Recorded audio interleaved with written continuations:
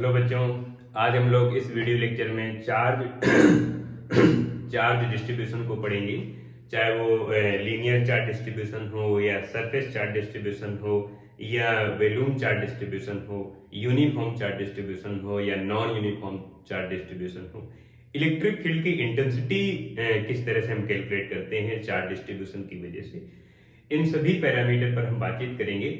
समझते हैं step by step charge distribution होता है क्या है और किस तरह से इसकी वैल्यू कैलकुलेट करते हैं। चार्ज डेंसिटी क्या होती है, चाहे वो लीनियर चार्ज डेंसिटी हो या सरफेस चार्ज डेंसिटी हो या वॉल्यूम चार्ज डेंसिटी हो, किस तरह से हम इसकी एप्लीकेशन को कैलकुलेट करते हैं। समझते हैं charge distribution.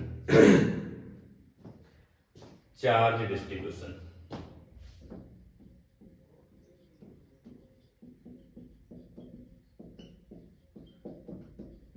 Charge distribution charge distribution का मतलब होता है चार्ज को फैला देना, किसी जगह पर बांट देना, वितरित कर देना, चारों तरफ लगा देना, फैला देना उसे हम कहते हैं चार्ज डिस्ट्रीब्यूशन। अब ये चार्ज डिस्ट्रीब्यूशन कई तरह का होता है, जिसमें से हम पहला टाइप पढ़ेंगे linear charge distribution. Linear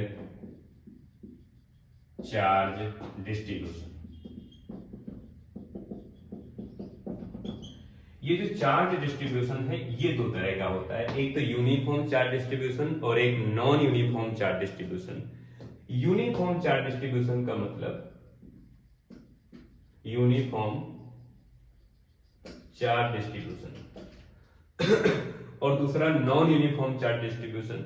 uniform charge distribution का मतलब है चार्ज को हम डिस्ट्रीब्यूट करें तो हर एक जगह पर किस बॉडी पर हम चार्ज को डिस्ट्रीब्यूट कर रहे हैं, जिस बॉडी पर चार्ज को डिस्ट्रीब्यूट कर रहे हैं उस बॉडी की हर एक जगह पर चार्ज का अमाउंट सेम हो तो उसे कहते हैं uniform charge distribution. Suppose that ये हमारे पास एक रॉड है, इस रॉड पर हमें चार्ज को डिस्ट्रीब्यूट करना है और यूनिफॉर्म चार्ज डिस्ट्रीब्यूट करना है। तो यूनिफॉर्म चार्ज डिस्ट्रीब्यूट का मतलब है हर जगह पर चार्ज का जो अमाउंट होगा वो सेम होगा।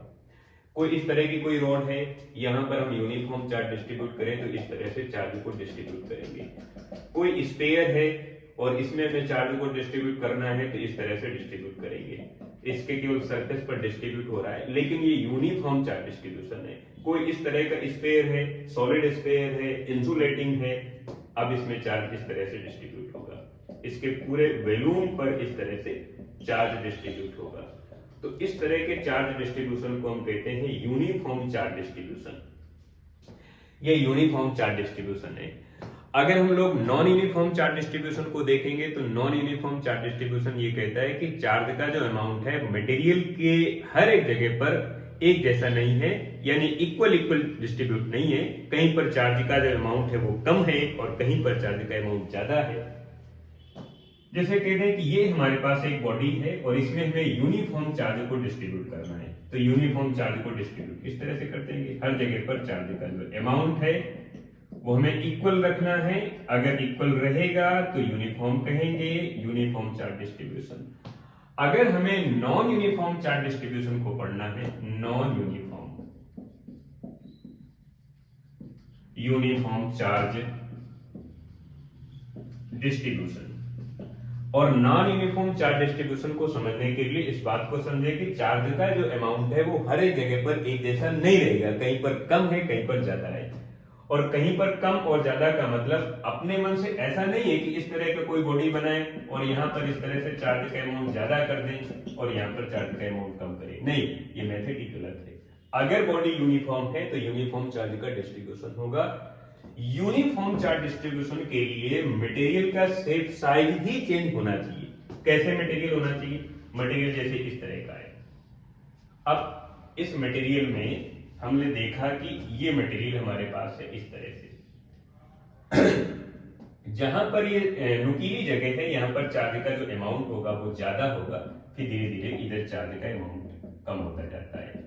तो यहाँ पर आप देख रहे हैं कि यहाँ पर ये नॉन यूनिफॉर्म चार्ज डिस्ट्रीब्यूशन है। जहां पर नुकीली जगह है वहां पर चार्ज का अमाउंट, चाहे वो निगेटिवली चार्ज हो या पॉजिटिवली चार्ज हो, वहां पे चार्ज का अमाउंट ज्यादा रहेगा।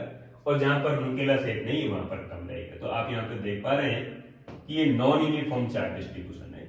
यहाँ पर चार्ज का अमाउंट ज्यादा है as a compare to other shape में।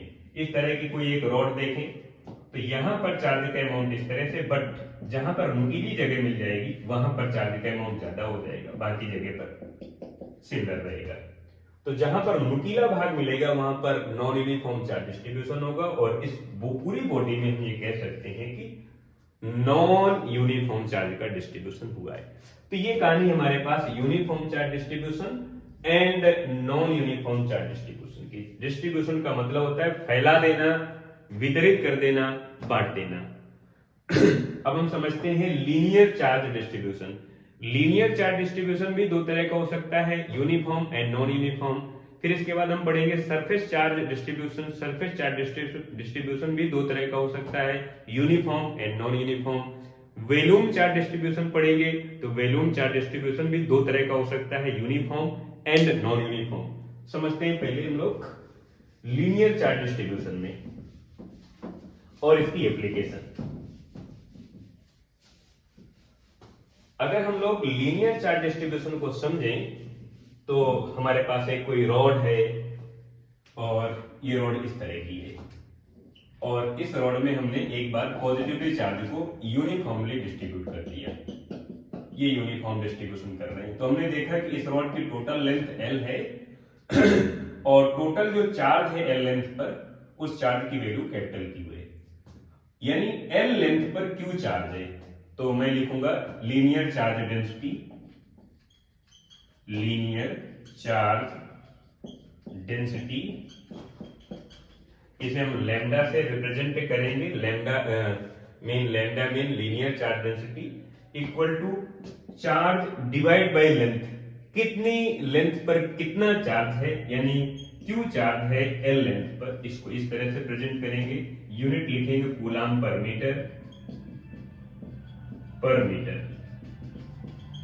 और इसका अगर डायमेंशन फार्मूला कैलकुलेट करें तो डायमेंशनल फार्मूला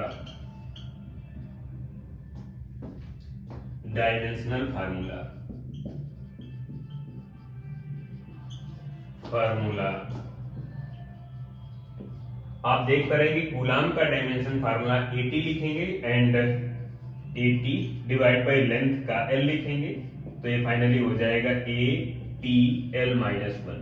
ये हो जाएगा इसका डायमेंशन फार्मूला। अब अगर मैं इसमें इस बात को जोड़ूं कि इस छोटी सी लेंथ को, या कहीं तो मैं टोटल लेंथ में Q चार्ज है, तो छोटी सी जो लेंथ यहां पर मैं कट करूंगा, ये वाली जगह, इसकी लेंथ होगी कुछ ना कुछ, सपोज dx लेंथ में dq चार्ज होगा। यहां पर मैं छोटी सी लेंथ इस तरह से कट करूं तो इस जगह पर dx लेंथ है, dq चार्ज है, और इस पूरी रोड में इस तरह के dx लेंथ के छोटे छोटे टुकड़े बहुत सारे किए जा सकते हैं। इस तरह से ये हमारे पास टोटल लेंथ की एक रॉड हो गई, इसमें Q चार्ज डिस्ट्रीब्यूटेड है, टोटल लेंथ L है। अब इसमें मैं छोटे छोटे पार्ट बहुत सारे कर सकता हूं। dq चार्ज है dx लेंथ पर, इधर dx लेंथ पर dq चार्ज है, फिर आगे dx लेंथ पर dq चार्ज है, यानी इस पूरी रॉड को छोटे छोटे छोटे टुकड़ों में जब डिवाइड करेंगे, एक स्मॉल एलिमेंट अगर डिवाइड करें तो छोटे से पार्ट में, इस पूरे मार्कर की लेंथ अगर L है तो पूरे मार्कर पर Q चार्ज है, बट छोटे से मार्कर के छोटे से हिस्से पर जो चार्ज है वो dq है, बिकॉज इस छोटे से मार्कर की जो लेंथ है वो dx है। लेकिन अगर यहां पर dx लेंथ पर dq चार्ज है तो दूसरी जगह पर dx लेंथ पर dq चार्ज ही होगा, बिकॉज ये यूनिफॉर्म चार्ज डिस्ट्रीब्यूशन है। तो यहां पर ये लिखा जा सकता है कि linear charge density equal to charge divide by length, dq charge है dx लेंथ पर, dq चार्ज है dx लेंथ पर, आप इसे इक्वल लिख सकते हैं q डिवाइड बाय l। आप ऐसा कह सकते हैं कि L लेंथ पर Q चार्ज है, dx लेंथ पर dq चार्ज है, और हर जगह पर सेम है बिकॉज यूनिफॉर्म चार्ज डिस्ट्रीब्यूशन है, एंड यूनिट लिखेंगे कूलाम पर, मीटर लिखेंगे। डायमेंशन फार्मूला वही रहेगा। अगर आप यहां से इसकी वैल्यू कैलकुलेट करना चाहें, Q की वैल्यू कैलकुलेट करना चाहें, dq को कैलकुलेट करना चाहें तो dq इक्वल टू dx इधर मल्टीप्लाई में आ जाएगा, dx इधर हो जाएगा Q डिवाइड बाई L। ये हो जाएगा छोटे से लेंथ पर जो चार्ज की वैल्यू है वो dq हो जाएगी, और dq इस तरह से कैलकुलेट करते हैं जो dx के रेस्पेक्ट में आ रही है। q तो टोटल चार्ज है एंड l टोटल लेंथ है, जिसको हम जिस तरह से कैलकुलेट कर पा रहे हैं। ये है uniform charge distribution mean linear charge distribution, और यहाँ पर आप पढ़ेंगे लीनियर चार्ज डेंसिटी, जिसे आप लैम्डा से रिप्रेजेंट करेंगे। अब हम समझते हैं surface charge distribution and surface charge density को। समझते हैं surface charge distribution and surface charge density. देखते हैं यहां पर हमारे पास जितना भी चार्ज है उस चार्ज को किसी मटेरियल के, किसी बॉडी की सरफेस पर डिस्ट्रीब्यूट करना है। सपोज दैट ये हमारे पास बॉडी है और इस बॉडी की सरफेस पर हमें चार्ज को डिस्ट्रीब्यूट करना है। इस पूरी सरफेस पर, इस सरफेस पर, इधर इस सरफेस पर, इस सरफेस पर, इसकी पूरी सरफेस पर, अंदर नहीं, अंदर अगर डिस्ट्रीब्यूट करेंगे तो वॉल्यूम चार्ज डिस्ट्रीब्यूशन हो जाएगा। यहां पर केवल इसकी सरफेस पर हमें चार्ज को डिस्ट्रीब्यूट करना है, और कितना एरिया है इस सरफेस का, इसलिए इसे कहते हैं सरफेस चार्ज डिस्ट्रीब्यूशन या एरिया चार्ज डिस्ट्रीब्यूशन।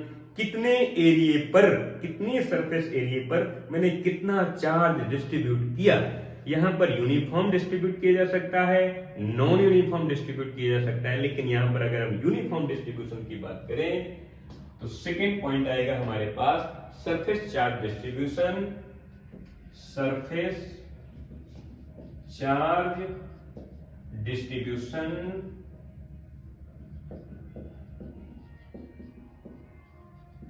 या आप इसे कहते हैं एरिया चार्ज डिस्ट्रीब्यूशन।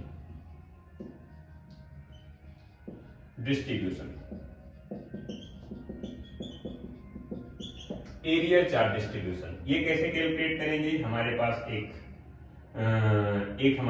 एक स्फीयर है। अब इस स्फीयर की सरफेस पर चार्ज को डिस्ट्रीब्यूट करना है। इस स्फीयर की सरफेस पर चार्ज को डिस्ट्रीब्यूट करना है। इस स्फीयर की रेडियस स्मॉल r है, तो हम ये देख पाएंगे कि कितना चार्ज कितने एरिया पर डिस्ट्रीब्यूट है। हमारे पास Q चार्ज है और ये Q charge S surface area पर डिस्ट्रीब्यूट है, तो हम लिखेंगे surface charge density, surface charge density sigma equal to charge divide by area of the surface. जितने एरिया पर, जितने सरफेस एरिया पर चार्ज को मैंने डिस्ट्रीब्यूट किया है उसकी वैल्यू है। तो चार्ज आपके पास Q है एंड एरिया A है, तो आप इसे इस तरह से लिख सकते हैं। एंड अगर आप इसकी यूनिट लिखना चाहें तो यूनिट लिखेंगे sigma equal to Q divide by A and unit लिखेंगे कूलम पर मीटर स्क्वायर। यहां से इसका डायमेंशन फार्मूला अगर कैलकुलेट करना चाहें तो डायमेंशन फार्मूला हो जाएगा AT divide by L square, यानी फाइनल लिखेंगे AT एंड L माइनस 2। इस तरह से ये आपके पास डायमेंशन फार्मूला बन जाएगा। अब अगर हमें इस पूरे स्फीयर के छोटे से पार्ट को देखें, पूरे स्फीयर का एरिया तो ये है। अगर आप एरिया की वैल्यू पुट अप करते हैं तो A इक्वल टू हो जाएगा 4 पाई r स्क्वायर, बिकॉज इसकी रेडियस स्मॉल r है, तो सरफेस एरिया हो जाएगा 4 पाई r स्क्वायर। ये वैल्यू आप यहां पर पुट अप कर सकते हैं, कैलकुलेट कर सकते हैं। तो यहां पर अगर मैं लिखूंगा sigma equal to Q divide by K की वैल्यू है 4 पाई r स्क्वायर, एंड अगर आप Q की वैल्यू कैलकुलेट करना चाहे तो सिग्मा मल्टीप्लाई 4 पाई r स्क्वायर। अब आपको ध्यान रखना है कि अगर चार्ज की वैल्यू पॉजिटिव है, अगर Q पॉजिटिव है तो सिग्मा पॉजिटिव है, अगर Q निगेटिव है तो सिग्मा भी निगेटिव है। इस बात को ध्यान रखना है कि सरफेस चार्ज डेंसिटी के जो नेचर है, पॉजिटिव नेगेटिव का जो नेचर है, जो कंसेप्ट है, वो चार्ज के नेचर पर, चार्ज के पॉजिटिवली या नेगेटिवली चार्ज के कंसेप्ट पर डिपेंड करता है। इस बात को समझना है। अब यहां पर जितना सरफेस एरिया है उसकी वैल्यू है 4 पाई r स्क्वायर। अगर मैं इस छोटे से पार्ट को कट करके अलग कर दूं, फिर मैं देखूं कि इस जगह का कितना एरिया है और इस छोटी सी जगह पर, इस छोटी सी सरफेस पर कितना चार्ज डिस्ट्रीब्यूटेड है, तो मैं लिखूंगा surface charge density equal to small amount of charge, जो चार्ज का स्मॉल अमाउंट है dq divide by small surface area, छोटा सा जो सरफेस एरिया है उसे मैं dA लिख सकता हूं इस तरह से। और ये वैल्यू इक्विवेलेंट होगी sigma equal to dq divide by d a equal to q divide by a. अब आप यहां से Q की वैल्यू कैलकुलेट कर सकते हैं या DQ की कैलकुलेट कर सकते हैं, तो DQ इक्वल टू DA इधर मल्टीप्लाई में चला जाएगा, DA इधर हो जाएगा Q डिवाइड बाई A। इस बात को ध्यान रखना है। अब मैं आपको समझा रहा हूं कि जो स्मॉल एरिया मैंने यहाँ पर यूज किया है उसको किस तरह से लिखते हैं। सपोज दैट ये पूरा एरिया A है, इधर का एरिया प्लस ये एरिया प्लस ये प्लस प्लस प्लस प्लस सबको हम ऐड कर दें तो एरिया मिलता है। अब यहां से मैं छोटा सा एक पार्ट कट करके बाहर निकालता हूं, ये एरिया, तो ये एरिया पूरे सरफेस एरिया का एक छोटा सा पार्ट है। अगर पूरे की वैल्यू a है तो इसकी वैल्यू dA होगी या डेल्टा a होगी, बिकॉज इस तरह के छोटे छोटे पार्ट पूरे डस्टर में बहुत सारे किए जा सकते हैं। तो स्मॉल सरफेस एरिया पर कितना चार्ज डिस्ट्रीब्यूटेड है उसकी वैल्यू हम लोग dq लिख रहे हैं, क्योंकि यहां पर dq चार्ज है। फिर थोड़ा सा और इस तरह से हम सरफेस एरिया कंसीडर करेंगे तो यहां पर dq चार्ज है बिकॉज dA सरफेस एरिया है। फिर यहां पर फिर यहां पर फिर यहां पर इस तरह के छोटे छोटे पार्ट बहुत सारे किए जा सकते हैं, जैसा मैंने यहां पर आपको बताया है। इसलिए यहां पर मैंने ये लिखा, और इस तरह से इसे इसलिए लिखा जा सकता है क्योंकि यहां पर यूनिफॉर्म चार्ज डिस्ट्रीब्यूशन हुआ है, क्योंकि हर जगह पर चार्ज का जो अमाउंट है वो सेम है, इक्विवेलेंट है। अब आगे देखते हैं। सरफेस चार्ज डेंसिटी में कई तरह की वैरायटी बनती है, जैसे कोई स्फीयर है या कंडक्टिंग स्फीयर है, इंसुलेटिंग स्फीयर है, तो उसमें किस तरह से चार्ज का डिस्ट्रीब्यूशन होता है इसको मैं एक बार समझ लेते हैं। अगर कोई कंडक्टर्स है और वो कंडक्टर चाहे सॉलिड हो या होलो हो, अगर कोई कंडक्टिंग स्फीयर है, कंडक्टिंग स्फीयर, अब कंडक्टिंग स्फीयर चाहे होलो हो या सॉलिड हो, इसमें दोनों बातें हो सकती हैं, या सॉलिड हो। कंडक्टिंग स्फीयर चाहे वो सॉलिड हो या सॉलिड हो, उसमें चार्ज का डिस्ट्रीब्यूशन केवल सरफेस पर रहता है, केवल चार्ज का डिस्ट्रीब्यूशन सरफेस पर रहता है। अब ये चाहे सॉलिड हो या हॉलो हो, ये हॉलो है तब भी इसमें चार्ज का डिस्ट्रीब्यूशन केवल सरफेस पर रहता है, इसके वॉल्यूम पर नहीं रहता है, चाहे वो पॉजिटिवली चार्ज हो या नेगेटिवली चार्ज का डिस्ट्रीब्यूशन हो, इस तरह से। बट अगर वो नॉन कंडक्टिंग है, मीन इंसुलेटर्स है, अगर वो इंसुलेटर है,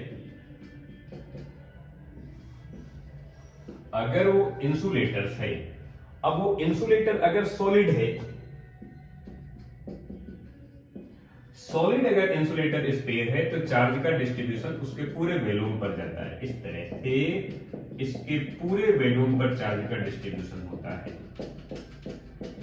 इसके पूरे वॉल्यूम पर चार्ज इस तरह से डिस्ट्रीब्यूट होता है। बट अगर ये हॉलो है, अगर कोई इंसुलेटर मटेरियल है वो स्फेरिकल है या नॉन स्फेरिकल है, किसी भी तरह का है, अगर वो हॉलो है तो चार्ज का डिस्ट्रीब्यूशन केवल सरफेस पर होगा, बिकॉज अंदर कोई मटेरियल ही नहीं है। जब अंदर मटेरियल ही नहीं है तो चार्ज कहां डिस्ट्रीब्यूट होगा, क्योंकि चार्ज भी तो एक मटेरियल है। चार्ज तो इलेक्ट्रॉन में होता है, चार्ज प्रोटॉन में होता है, चार्ज क्वार्क में होता है। जब इलेक्ट्रॉन ही वहां पर नहीं है, माने मटेरियल ही नहीं है, तो चार्ज फिर किस बात का, तो चार्ज होना जरूरी है। किसी भी टाइप का कोई भी बॉडी हो, अगर वो होलो है तो चार्ज केवल सरफेस पर डिस्ट्रीब्यूट होगा, इस तरह से ये चार्ज केवल सरफेस पर डिस्ट्रीब्यूट होगा। अगर ये यूनिफॉर्म चार्ज डिस्ट्रीब्यूशन है तो surface charge density sigma equal to Q, यानी टोटल चार्ज आप इसे स्मॉल क्यू से प्रेजेंट कर सकते हैं डिवाइड बाय सरफेस एरिया। कई बार सरफेस एरिया को एस से प्रेजेंट करते हैं, आप एस से प्रेजेंट करें या क्यू से प्रेजेंट करें, इसमें कोई फर्क नहीं पड़ेगा। अब आपको ये केवल कंसेप्ट समझना है कि किस तरह से चार्ज का डिस्ट्रीब्यूशन होता है। जब हम गाउस की एप्लीकेशन पढ़ते हैं या कूलॉम्स लॉ पढ़ते हैं, उसमें चार्ज डिस्ट्रीब्यूशन का किस तरह से यूज करते हैं वो आपको समझना है और देखना है। अगर आपका कंसेप्ट क्लियर हो गया है कि चार्ज का डिस्ट्रीब्यूशन किस तरह से होता है, किस टाइप की बॉडी में किस टाइप का चार्ज डिस्ट्रीब्यूशन होता है, तो आपका कंसेप्ट चार्ज डिस्ट्रीब्यूशन के लिए क्लियर हो जाएगा। फिर आपको गाउस की एप्लीकेशन हो या कूलॉम्स हो या इलेक्ट्रिक फील्ड इंटेंसिटी हो या इलेक्ट्रिक फ्लक्स हो, ये इससे रिलेटेड जो जितनी भी एप्लीकेशन है वो आपको क्लियर हो जाएंगी। आपका इसमें डाउट क्लियर हो जाएगा, कंसेप्ट क्लियर हो जाएगा। अगर कंसेप्ट क्लियर नहीं हुआ तो आपको न्यूमेरिकल प्रॉब्लम में दिक्कत आएगी, न्यूमेरिकल नहीं सॉल्व कर पाएंगे। न्यूमेरिकल किस तरह से सॉल्व करते हैं मैं आपको उसका एक मेथड बताऊंगा, उससे आपका जो न्यूमेरिकल प्रॉब्लम की जो कठिनाई है, जो डाउट्स हैं, वो कंफर्म हो जाएंगे, डाउट नहीं बचेंगे और आप न्यूमेरिकल में बेहतरीन ढंग से उसको सॉल्व कर पाओगे। न्यूमेरिकल की लैंग्वेज किस तरह से रीड आउट करते हैं, किस तरह से न्यूमेरिकल में दी गई वैल्यू को रजिस्टर करते हैं, डायग्राम कैसे बनाते हैं, इन सभी बातों पर एक मैं अलग से वीडियो लेक्चर बनाऊंगा। अभी हम लोग समझते हैं वॉल्यूम चार्ज डिस्ट्रीब्यूशन।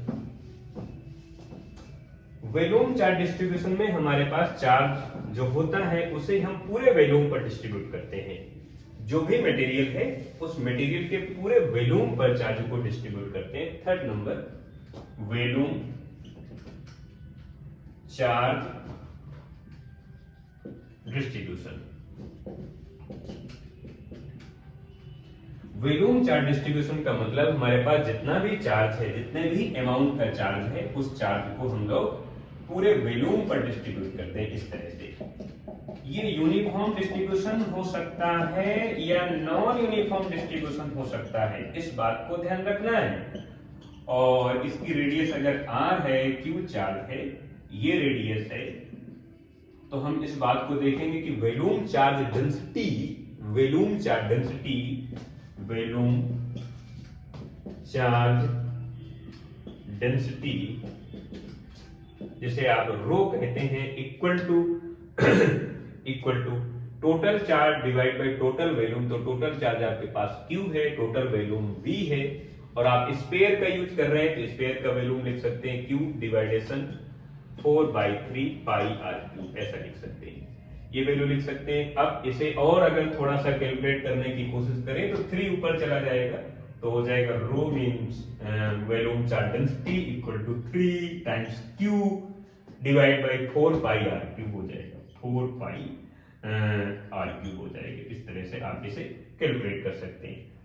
अब अगर इस पूरे वॉल्यूम, पूरे स्पेयर की जो वॉल्यूम है, वॉल्यूम की वैल्यू है 4/3 पाई r3 है, और इस पूरे वॉल्यूम पर इतना चार्ज डिस्ट्रीब्यूटेड है, तो मैं इस छोटे से पार्ट को यहां पर मैं अलग करूंगा, ये पार्ट, और इसको मैं अलग कर पाऊं अगर, तो इस छोटे से स्पेयर, एक बड़े से स्पेयर को कट करके छोटा सा स्पेयर मैंने अलग कर लिया, और छोटा सा स्पेयर ये है, और इस स्पेयर का वॉल्यूम पूरे स्पेयर का एक छोटा सा भाग है, और अगर पूरे स्पेयर का वॉल्यूम d है तो इस स्पेयर का जो वॉल्यूम होगा वो dv होगा, और dv v के कंपेयर में कम होगा, और इस पर जो चार्ज होगा वो dq होगा, और dq की जो वैल्यू होगी वो q के कंपेयर में कम होगी। तो इसे इस तरह से लिखा जा सकता है, क्योंकि ये यूनिफॉर्म चार्ज डिस्ट्रीब्यूशन हुआ है, इसलिए volume charge density equal to total charge q divide by total volume v equal to small amount of charge divide by small value of volume dv, इस तरह से लिख सकते हैं। और आप अगर यहां से dq की वैल्यू कैलकुलेट करना चाहते हैं तो dq इक्वल टू dv का इधर मल्टीप्लाई हो जाएगा, तो dv इधर हो जाएगा q डिवाइड बाई v, और q बाई v की वैल्यू आपके पास पहले से ही है, आप इसे रो लिख सकते हैं, तो इसकी जगह आप लिख सकते हैं dv, इधर हो जाएगा रो, और रो की वैल्यू आपके पास पहले से ही है, इसको मैं लिख देता हूं dv, और इधर हो जाएगा 3q divide by 4 pi r3 हो जाएगा। ये आपके पास स्मॉल अमाउंट ऑफ चार्ज की वैल्यू आ गई, कितना चार्ज इस छोटी सी जगह पर डिस्ट्रीब्यूट हुआ है। इस वीडियो लेक्चर में हमने चार्ज डिस्ट्रीब्यूशन की तीनों एप्लीकेशन पढ़ी। अगले वीडियो लेक्चर में इलेक्ट्रिक फील्ड को समझेंगे और उसकी इंटेंसिटी को समझेंगे।